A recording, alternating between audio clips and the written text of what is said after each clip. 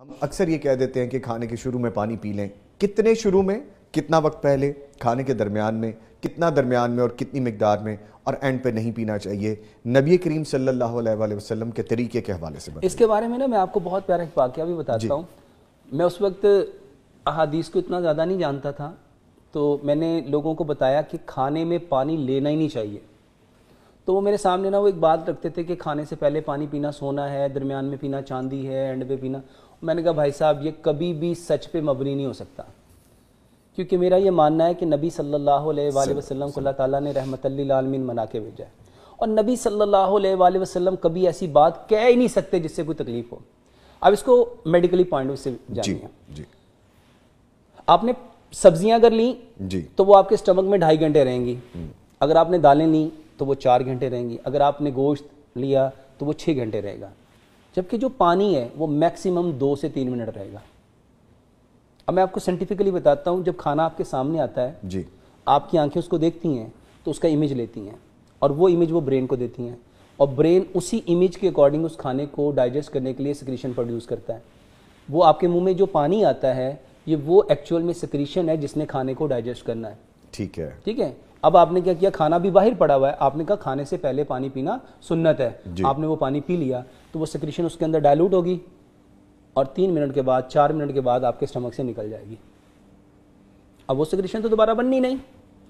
اب دوسری سیکریشن کب بنے گی, آپ نے کھانا لیا, آپ کے ٹیسٹ بوڈ پہ لگا, اور اس نے برین کو ٹیسٹ کے اکارڈنگ میسج کیا, اور برین نے پھر دوبارہ سے ایک سیکریشن پیدا کی.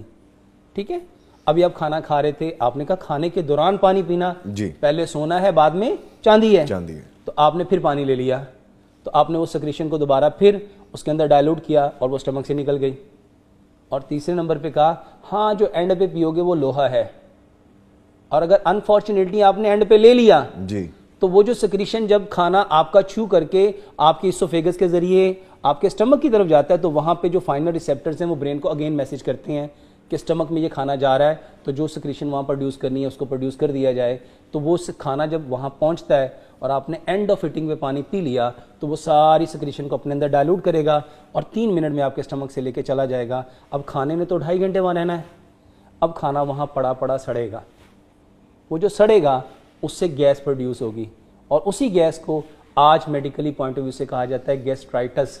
جی بالکل. اور یہی گیسٹرائٹس جب 1 دن 2 دن 3 دن 4 دن کنٹینیوس رہتا ہے تو یہ گیسٹرائٹس بن جاتا ہے. اور یہ گیسٹرائٹس جب بنے گا, اب اس کے مزے کی بات آپ کو بتاتا ہوں.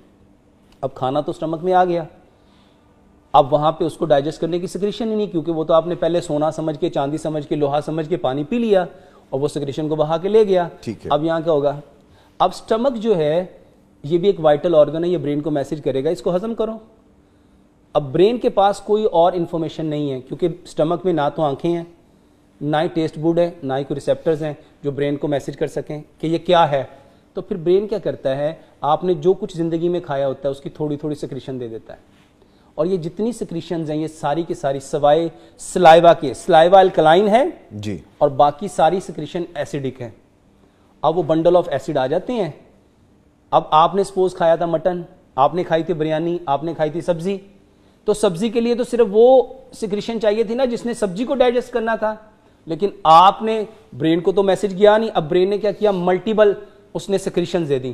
جب وہ ملٹیپل سیکریشنز آئیں گی وہ ساری کی ساری ایسڈ ہیں, اور آپ کی باڈی میں ایک دم ایسڈ کا لیول بڑھ جائے گا, جس کو آپ لوگ کہتے ہیں تیزابیت. جی بالکل. وہ کہتا ہے یار میں نے تو اتنا اچھا کھانا کھایا لیکن تھوڑی دیر کے بعد مجھے تیزابیت ہوگی. وہ تیزابیت کیوں ہوئی, جو آپ نے پانی انٹیک کیا. اور اگر ہم نبی صلی اللہ علیہ وآلہ وسلم کے طریقے پہ آتے, جس کے بارے میں نبی صلی اللہ علیہ وسلم کی صحیح بخاری کی حدیث ہے, اپنی بھوک کے 3 حصے کرو, ایک حصہ کھانا, ایک حصہ پانی, اور ایک حصہ ہوا کے لیے, نفس کے لیے چھوڑ دو. اس کے بارے میں مجھے کوئی حدیث تو نہیں ملی, لیکن امام ابن قیم رحمۃ اللہ علیہ کا ایک واقعہ ملا کہ امام ابن قیم فرماتے ہیں کہ جو پانی آپ پیتے ہو وہ کم از کم کھانے سے 27 منٹ پہلے پیو.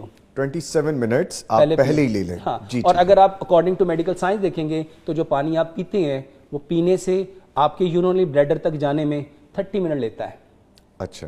تو یعنی جو پانی آپ نے انٹیک کیا وہ آپ کے پورے یورینری ٹریک سے گزرتا یورینری بلیڈر میں 30 منٹ میں آ جاتا ہے. تو جو پانی آپ نے لیا, تو جب کھانا آئے گا تو اس سے پہلے آپ کا پانی وہاں سے جا چکا ہوگا.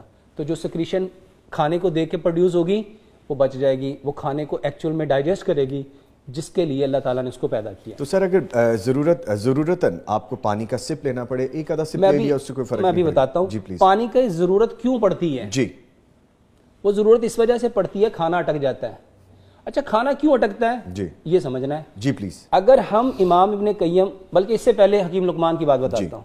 حکیم لقمان اپنے بیٹے کو نصیحت کرتے ہوئے کہا کرتے تھے, بیٹا دانتوں کا کام کبھی آنتوں سے نہ لینا, دانتوں کا کام کبھی آنتوں سے مت لینا. جو دانتوں کا کام آنتوں سے لے گا وہ بیمار پڑے گا. اب اس کو ہم میڈیکلی پوائنٹ سے سمجھتے ہیں. دانت 32 ہیں جی, اور 4 ٹائپس کے ہیں. 8 دانت ہیں 1 نوک والے, اس کا کام ہے کھانے کو کاٹنا. 8 دانت ہیں 2 نوک والے, اس کا کام ہے کھانے کو پھاڑنا. 8 دانت ہیں 3 نوک والے, اس کا کام ہے کھانے کو چیرنا. اور 8 دانت ہیں 4 نوک والے, اس کا کام ہے کھانے کو پیسنا. دانتوں کا کام ہے کھانے کو کاٹنا, پھاڑنا, چیرنا, پیسنا. جی. اگر ہم کھانے کو 32 بار چو کریں گے وہ کھانا کیا بن جائے گا؟ بالکل میش ہو جائے گا. اچھا کیا وہ اٹکے گا؟ نہیں, پھر تو نہیں. پانی کی نیڈ ہوگی؟ نہیں سر, کھانے کو پانی بنانا سیکھو. اگر آپ نے کھانے کو چو کر لیا, کتنے ٹائم؟ 32 ٹائم. 32 ٹائم آپ کو جی آئی ٹی ٹریک کی کبھی کوئی پرابلم ہو ہی نہیں سکتی.